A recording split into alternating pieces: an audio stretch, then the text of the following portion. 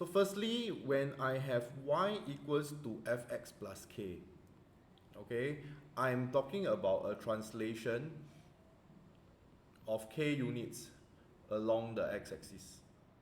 Sorry, along the y-axis. So the whole graph has moved up by k units. So now if I bring it over, y minus k equals to fx. So when you see something like y minus k, it is not a translation of negative k unit.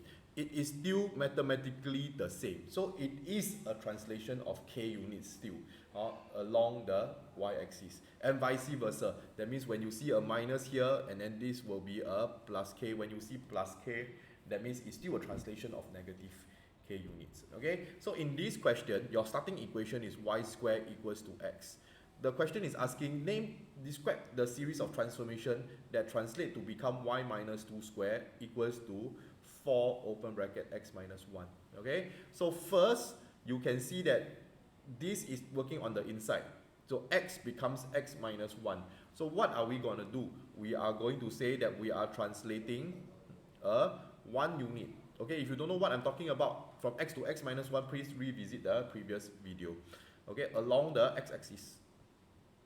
Okay, so that is the first transformation.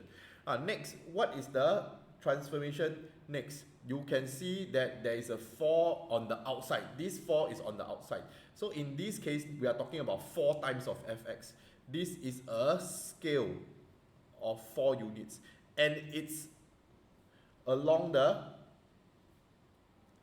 y-axis. Okay, we are stretching the whole graph by 4 units because we are multiplying 4 on the outside. It's not a 4 to the x, it's the 4 to the whole equation. Okay, and lastly, you see there's a y minus 2, right? Y changes from y to y minus 2. Even though it's a square, it doesn't matter because it's like y squared becomes y minus 2 bracket square.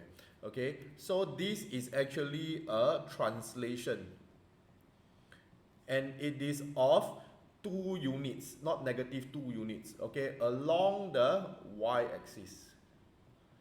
Okay, along the y-axis. So this, you have to be careful.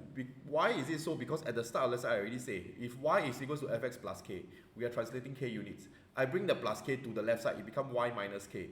It is still mathematically equal. So when you have y minus 2, it is a translation of 2 units along the y-axis. So this is something you have to be careful, especially when it is dealing with transformation of conics.